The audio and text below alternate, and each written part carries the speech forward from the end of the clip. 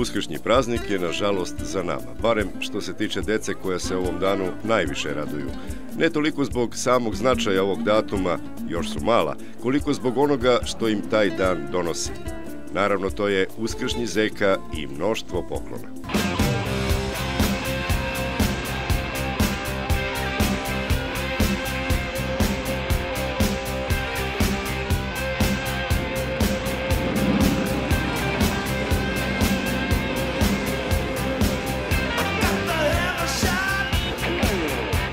Ovoga puta deci ometenoj u razvoju iz Bele crkve zeka je na zaista interesantan način došao i doneo im veliki broj darova, pozitivnu energiju i osmeh na licu, što im je itekako potrebno.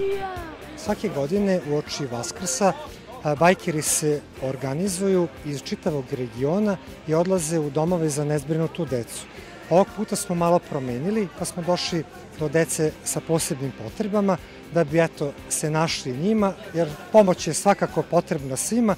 Prepuni smo utisaka, uzbuđeni smo, radosni, oduševljeni, reči nemamo za sav ovaj događaj danas. Vidite i sami, zakrčili smo saobraćaj i presrećni jednom rečju.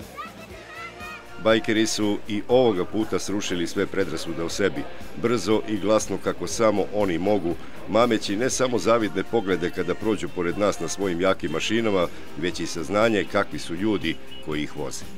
Bajkeri su porodični ljudi koji vikendom se organizuju nekakve vožnje i druženja, pa i dosta često ovakve akcije sprovode u delo, tako da stvarno bi izrazio veliku zahvalnost motoklubovima koji su uzeli učešća. Osjećaj je predivan i svi smo ovde na ivici suza. Vrlo nam je drago što smo uspeli da pomognemo i vrlo nam je drago što se ovoliko ljudi odazvalo i naših prijatelja i ostalih bajkera iz celog banatskog regiona. Ovo je već 3. ili 4. akcija da oni organizuju za nas i mi jako dobro znamo koliko srce veliko kuca u grudima ovih motoraša. Mislim, zaista, negde možda nismo očekivali ovolike poklone, ovoliku pomoć, ali da će nešto biti veliko jesmo očekivali zato što znamo da su to divni ljudi.